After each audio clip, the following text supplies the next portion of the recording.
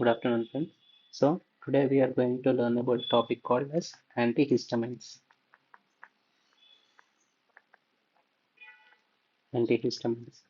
Antihistamines అంటే నార్మల్గా మనకి ఎలర్జీ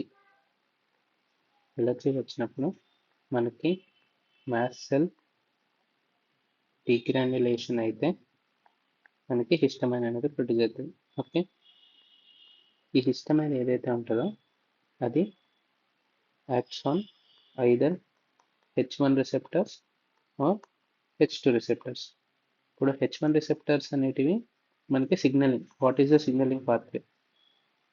ఇది IP3 నుంచి వెళ్తుంది. ఈ H2 అనేది CAMP పాత్వే నుంచి వెళ్తుంది. Okay, this is a signalling pathway. అంటే అది ఎట్లా సెకండరీ మెసెంజర్ని ఎట్లా స్టిమ్యులేట్ చేస్తుంది అని చెప్పేసి. ఓకే, ఫస్ట్ మనం సో వీటి వల్లనే మనకి ఏమవుతుంది? హిస్టమైన్ వల్ల మనకి increase vascular permeability, vasodilatation and bronchoconstriction అవుతుంది. ఓకే, సో మనము హిస్టమైన్ని H1 అండ్ H2 దగ్గర బ్లాక్ చేస్తే ఈ యాక్షన్స్ అనేటివి తక్కువైపోతాయి. ఈ యాక్షన్స్ అనేటివి మనకు తక్కువ చేయాలంటే ఇది చేయాల్సింది. ఓకే, దేర్ఫోర్ మనకి antihistamines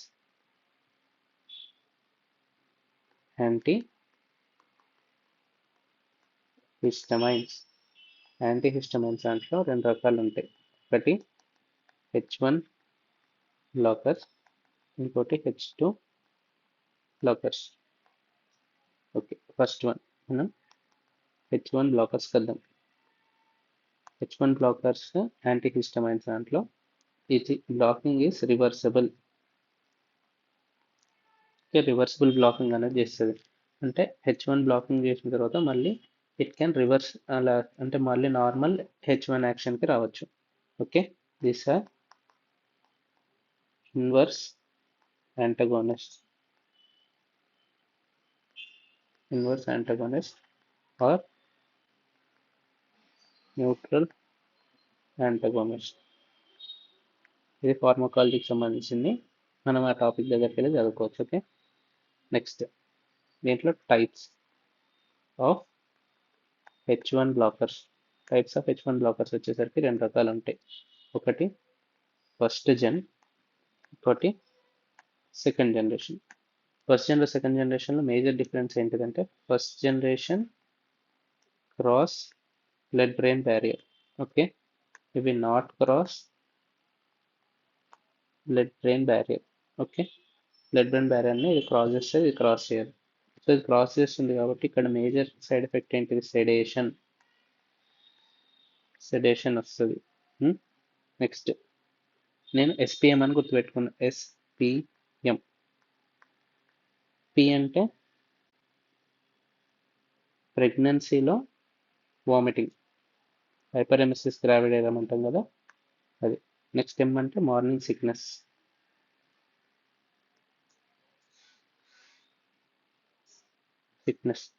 these are the uses. And మన మోస్ట్ కామన్ది A ఫర్ ఎలర్జీ. ఇది కూడా ఎలర్జీలో యూజ్ చేసుకోవచ్చు. ఓకే, ఏంటంటే SPMలో మనం యూజ్ చేసుకోవచ్చు. అంటే సెడేషన్ కాజ్ చేస్తుంది, ఇట్ ఈస్ సైడ్ ఎఫెక్ట్. మనం దీన్ని యూజ్ చేసుకుంటాం. అంటే సెడేషన్ వల్ల మనకి ఇంక్రీజ్ స్లీప్ అనేది పెరుగుతుంది, వామిటింగ్ కంట్రోల్ అవుతుంది, మార్నింగ్ సిక్నెస్ని తక్కువ చేస్తుంది అండ్ ఎలర్జీని కూడా తక్కువ చేస్తుంది. అదే ఇక్కడ వచ్చేసరికి ఇది allergy and decrease side effects. Okay, very low side effects ఉంటాయి ఈ సెకండ్ స్టేజ్ దానికి. ఎగ్జాంపుల్స్ కదా. Examples of first gen, examples of second gen. Examples of first gen వచ్చేసరికి మోస్ట్ కామన్ డైఫెన్హైడ్రమైన్, క్లోర్ఫెన్ఫెనిరామిడ్, ఇరమైన్, క్లోర్ఫెనిరమైన్ ఇవి మనం మోస్ట్గా వినేటి. ఓకే, నెక్స్ట్ దీంట్లోకి వచ్చేసరికి లోరాటిడిన్, డెస్లోరాటిడిన్, మనకు కామన్గా తెలిసింది ఏంటి, సిట్రజిన్. ఓకే, ఇవన్నీ సెకండ్ స్టేజ్ దానికి బ్లాకర్స్. ఓకే, దీని side effects are very low, దీని సైడ్ ఎఫెక్ట్స్ ఉంటాయి. Okay, side effects of H1 blockers, వచ్చేసరికి సెడేషన్ కాజ్ చేస్తాయి. అంతేకాకుండా these are anti muscarinic action ఉంటాయి, anti muscarinic action and anti alpha receptor, alpha adrenergic అని చెప్పేసి ఉంటాం. దీని side effects are less than H1 blockers. These side effects are less than H1 blockers. As first generation antihistamines causes anti-muscarinic effect causes. దీని side effects ఇవి three ఉన్నాయి కదా, దీంట్లో ఇది మోస్ట్ స్పెసిఫిక్ యాంటీ మస్కరీనిక్ ఎఫెక్ట్స్ చేస్తాయి కాబట్టి యాంటీ మస్కరీనిక్ అంటే మనకి డిక్రీస్ సెక్రేషన్స్ అంటే ఏమవుతుంది, డ్రై మౌత్, యూరిన్ అనేది రిటెన్షన్ అవుతుంది అండ్ కన్ఫ్యూజన్ అవుతుంది. So these are the most important points మనం గుర్తుపెట్టుకోవాల్సింది. ఏ క్విక్ రీక్యాప్, మనకేంటిది, హిస్టమైన్స్ అనేటివి మనకి నార్మల్గా ఎలర్జీ అయినప్పుడు మ్యాసల్ డీగ్రాన్యులేషన్ అయినప్పుడు ప్రొడ్యూస్ అవుతుంది. ఇది H1 అండ్ H2 టైప్స్ ఉంటాయి. ఇది IP3 and CAMP signalling pathways నుంచి యాక్ట్ అవుతుంది. It causes increase vascular permeability, vasodilation and bronchoconstriction. So ఇవన్నీ action through H1 and H2 కాబట్టి దీన్ని బ్లాక్ చేస్తే మనకి ఇష్టమైన యాక్షన్ బ్లాక్ చేసిన వాళ్ళు అవుతాం. యాంటీ హిస్టమైన్స్ వచ్చేసరికి H1 blockers and H2 blockers. H1 blockers వచ్చేసరికి these are reversible. Irreversible antagonist అని అంటారు, న్యూట్రల్ యాంటగోనిస్ట్ అని అంటారు. దీంట్లో టైప్స్ ఆఫ్ H1 బ్లాకర్స్ వచ్చేసరికి first generation and second generation. If it crosses blood brain barrier, అది ఇది. దానివల్ల మనకి ఏమైతే SPM అనే సెడేషన్, ప్రెగ్నెన్సీలో vomiting, morning sickness and allergy, వీటిని ట్రీట్ చేయడానికి ఇది వాడతాం. నెక్స్ట్ ఇక్కడ ఎలర్జీ వాటికి వాడతారు. ఓకే, ఇవి బోత్ కాజెస్ సెడేషన్ కాబట్టి ఇట్ ఇంక్రీజెస్ ద స్లీప్. దీని ఎగ్జాంపుల్స్ డైఫెన్హైడ్రమైన్ అండ్ క్లోర్ఫెనిరమైన్. ఇక్కడ లోరాటిడిన్ అండ్ డెస్లోరాటిడిన్ రెండు సేమ్ ఉంటాయి చూడండి. Next cetirizine. దీనికి సైడ్ ఎఫెక్ట్స్ వచ్చేసరికి anti muscarinic action and anti alpha adrenergic అని చెప్పేసి అంటారు, ఆల్ఫా రిసెప్టర్ అని అంటారు. ఇక్కడ less side effects and H1 blockers. It has anti muscarinic side effects కాబట్టి it causes dry mouth, urine retention and confusion. Now we will get into H2 blockers.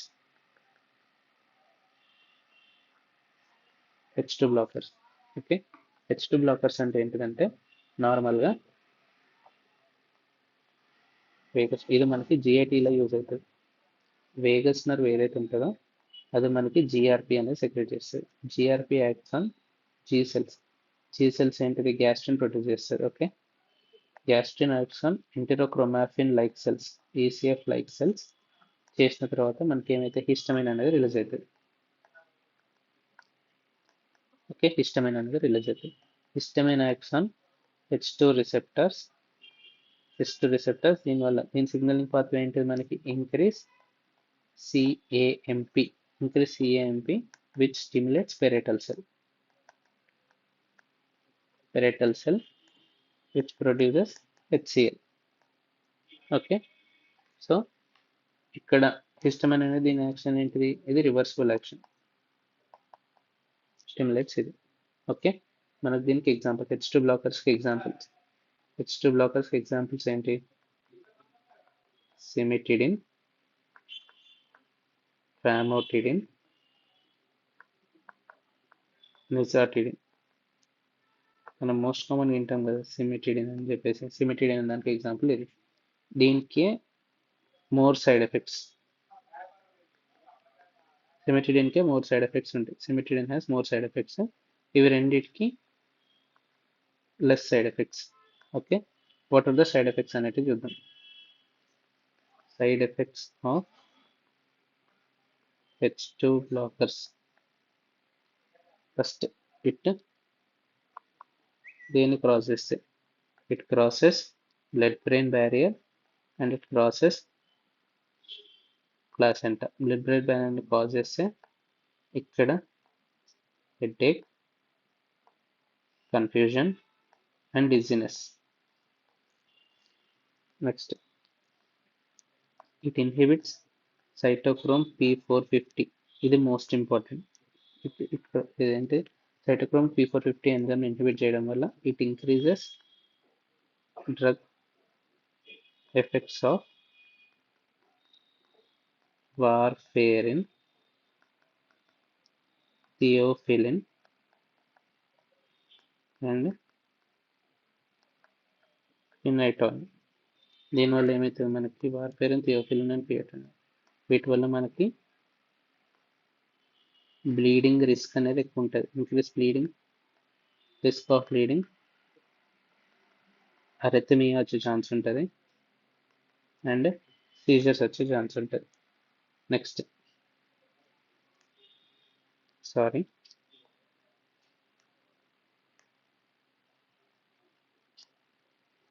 చూసుకుంటే ఇప్పుడు organs బట్టి చూసుకుందాం. థర్డ్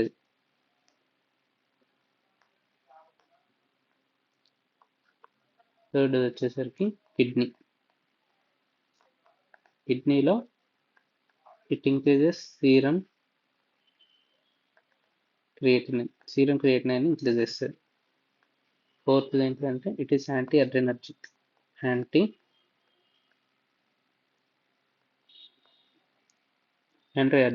హౌ ఏం చేస్తుందంటే ఈ H2 blockers causes increase prolactin లెవెల్ని పెంచుతుంది. సో ప్రొలాక్టిన్ లెవెల్ పెంచేసరికి మనకి decrease GnRH, decrease LH, decrease FSH. దీనివల్ల ఏమవుతుంది మనకి ఇంపార్టెన్స్, లిబిడో అండ్ గైనకోమాస్టియా.